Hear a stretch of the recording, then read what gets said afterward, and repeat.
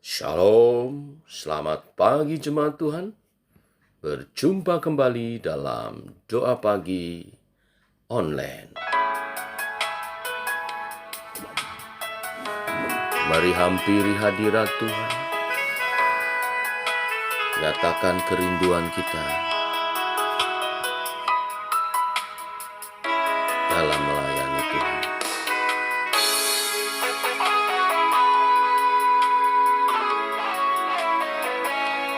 Hidup ini adalah kesempatan. Hidup ini untuk melayani Tuhan. Jangan sia-siakan waktu yang Tuhan beri. Hidup ini harus jadi berkat.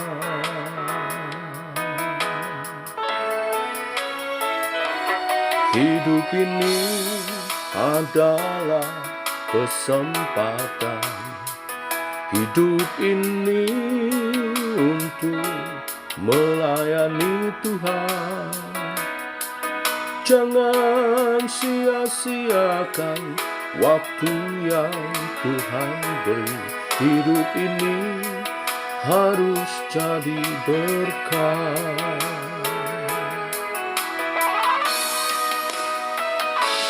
Oh Tuhan, pakailah hidupku selagi aku masih kuat. Bila saatnya nanti ku tak berdaya lagi, hidup ini sudah jadi berkat.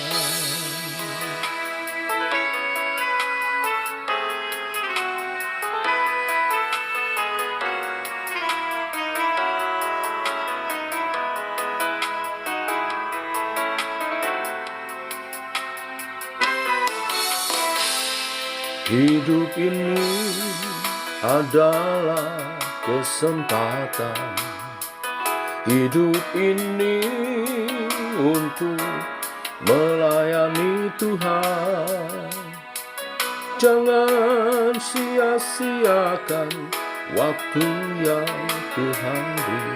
Hidup ini harus jadi berkat.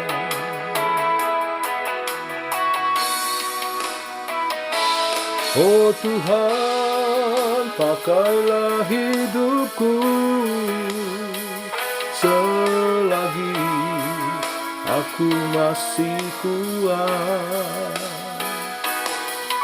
Bila saatnya nanti ku tak berdaya lagi, hidup ini sudah jadi berkat.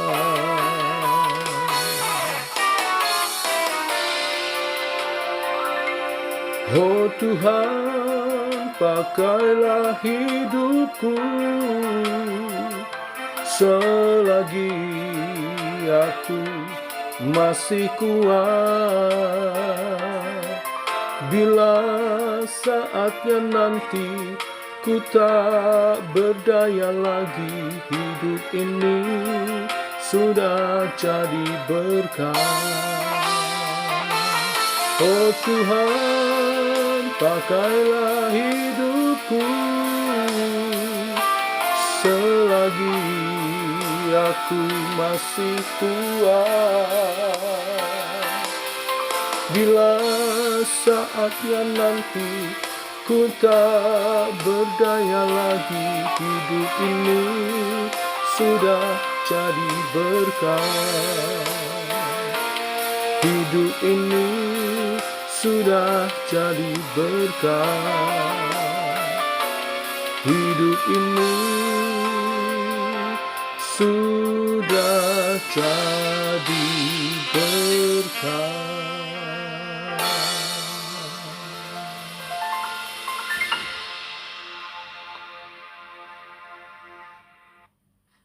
Inilah kerinduan kami Tuhan, untuk bisa melayani Tuhan seumur hidup kami. untuk bisa memanfaatkan setiap momen untuk melayani-Mu. Bimbing oleh kebenaran firman Tuhan, sebentar kami renungkan bersama. Dalam nama Tuhan Yesus Kristus. Amin. Bapak Ibu, kita lanjutkan renungan firman Tuhan pada pagi hari ini. Kita masuk dalam Kisah Para Rasul 17 ayat 1 sampai dengan yang ke-9. Demikian firman Tuhan. Paulus dan Silas mengambil jalan melalui Amfipolis dan Apolonia dan tiba di Tesalonika. Di situ ada sebuah rumah ibadat orang Yahudi. Seperti biasa, Paulus masuk rumah ibadat itu 3 hari Sabat berturut-turut. Ia membicarakan dengan mereka bagian-bagian dari kitab suci. Ia menerangkan kepada mereka dan menunjukkan bahwa Mesias harus menderita dan bangkit dari antara orang mati. Lalu ia berkata, inilah Mesias, yaitu Yesus yang kuberitakan kepadamu. Beberapa orang dari mereka menjadi yakin dan menggabungkan diri dengan Paulus dan Silas. Dan juga sejumlah besar orang Yunani yang takut kepada Allah. Dan tidak sedikit perempuan-perempuan terkemuka. Tetapi orang-orang Yahudi menjadi iri hati. Dan dengan dibantu oleh beberapa penjahat dari antara petualang-petualang di pasar, mereka mengadakan keributan dan mengacau kota itu. Mereka menyerbu rumah Yason dengan maksud untuk menghadapkan Paulus dan Silas kepada sidang rakyat. Tetapi ketika mereka tidak menemukan keduanya, mereka menyeret Yason dan beberapa saudara ke hadapan pembesar-pembesar kota sambil berteriak, katanya, orang-orang mengacaukan seluruh dunia dengan datang juga kemari. Dan Yason menerima mereka menumpang di rumahnya. Mereka semua bertindak melawan ketetapan-ketetapan Kaisar dengan mengatakan bahwa ada seorang raja lain, yaitu Yesus. Ketika orang banyak dan pembesar-pembesar kota mendengar semuanya itu, mereka menjadi gelisah. Tetapi setelah mereka mendapat jaminan dari Yason dan dari saudara-saudara lain, mereka pun dilepaskan. Amin. Bapak Ibu, melalui pembacaan firman Tuhan pagi hari ini, kita mengerti kota kedua yang dikunjungi Paulus di daratan Eropa ialah Tesalonika. Sebagaimana di kota Filipi, yang kita sudah bahas di pasal 16, di sini Paulus masuk ke sebuah rumah ibadat Yahudi untuk memberitakan Injil dengan membahas kitab Perjanjian Lama. Paulus menjelaskan mengapa Mesias harus mati, menderita, dan bangkit dari antara orang mati sebagai intisari daripada Injil. Dan memperkenalkan Mesias itu, yaitu Yesus. Pemberitaan ini membuat beberapa orang Yahudi menjadi percaya kepada Yesus. Di antara mereka adalah Yason, serta mungkin pula Aristarkus dan Sekundus yang dikisahkan dalam Kisah Para Rasul 20. Bahkan sejumlah besar orang Yunani dan para perempuan terkemuka pun ikut bergabung menjadi percaya. Seperti perikop sebelumnya, pekerjaan Tuhan selalu mengalami yang namanya tantangan dan rintangan, baik dari luar maupun dari dalam. Di Filipi, orang-orang non-Yahudi memusuhi Paulus. Tetapi di Tesalonika ini justru orang-orang Yahudi yang memusuhi, merintangi pemberitaan Injil ini. Sebagaimana mahkamah agama Yahudi yang iri kepada Yesus di Tesalonika ini, orang-orang Yahudi iri kepada Paulus.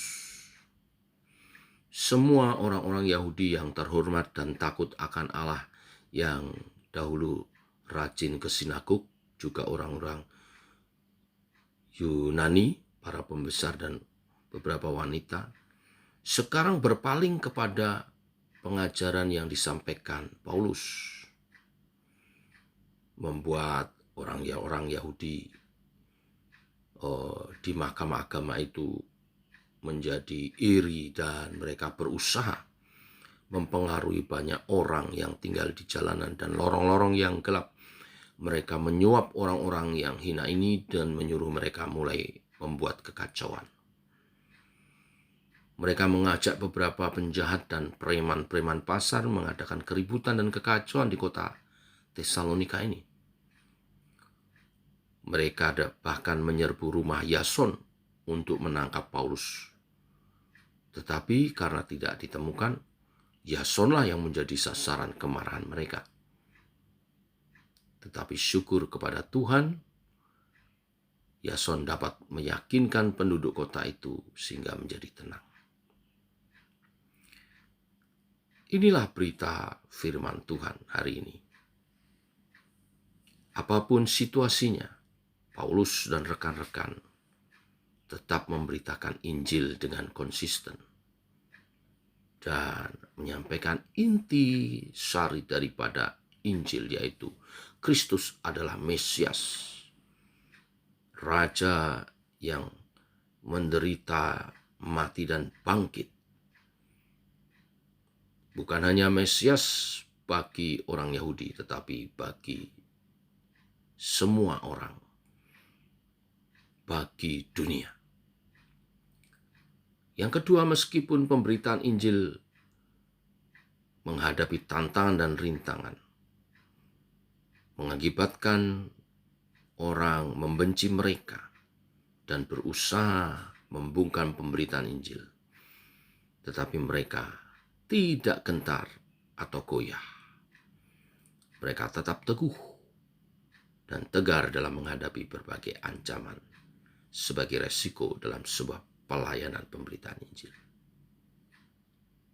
Dan yang ketiga, Tuhan selalu dapat menolong hamba-hambanya dalam tugas pemberitaan Injilnya.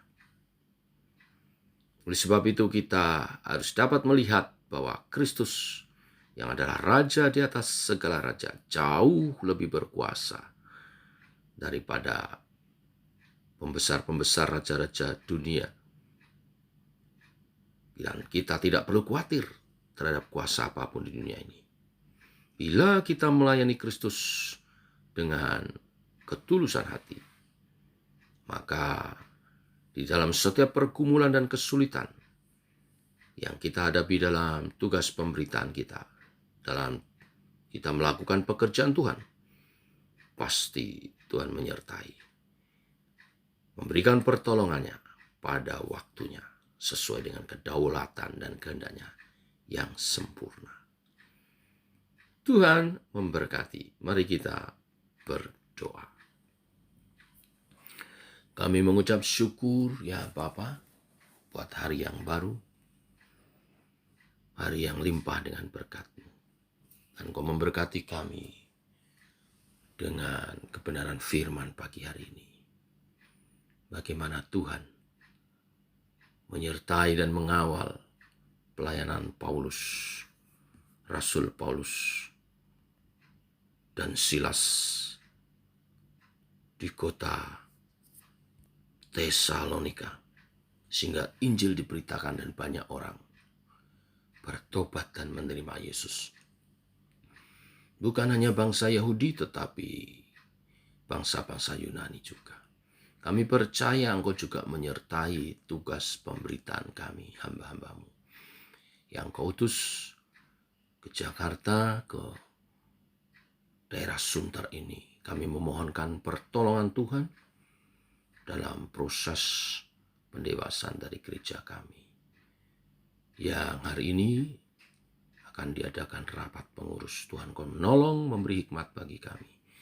Allah Roh Kudus yang telah memanggil hamba-hamba-Mu, Allah Roh Kudus juga yang akan menuntun pengurus dalam mengambil keputusan-keputusan. Kau menolong Tuhan tugas pemberitaan, tugas daripada pewartaan Injil, tugas daripada penggembalaan dan pelayanan pekerjaan Tuhan. Kami tahu tidak lepas dari pergumulan dan rintangan, tetapi tangan Tuhan selalu menyertai kami. Dan kuasa-Mu yang ajaib selalu menolong kami untuk membuka jalan dan memberi jalan keluar atas segala pergumulan daripada hamba-hamba-Mu dan pengurus dalam tugas pemberitaan Injil ini, dalam tugas mengelola gereja-Mu Tuhan, dalam tugas penggembalaan. Terima kasih Tuhan, kami percaya dalam nama Tuhan Yesus. Kesempatan yang baik kami juga bawa dalam doa, usaha pekerjaan daripada umat-Mu. Apa yang dikerjakan oleh umat Tuhan sepanjang hari ini, Tuhan rahmati sehingga membawa hasil yang terbaik. Yang membuka tokonya Tuhan berkati, yang membuka showroomnya Tuhan berkati. Ada penjualan yang terbaik sehingga memberkati anak-anak-Mu. Yang bekerja di pemerintah sebagai aparatur sipil negara, Tuhan berkati. Yang bekerja di kantor-kantor swasta, Tuhan berkati. Di bank, di rumah sakit, dimanapun juga, di kantor-kantor Tuhan berkati. Yang bekerja, berdagang, baik secara online maupun juga secara langsung, Tuhan berkati.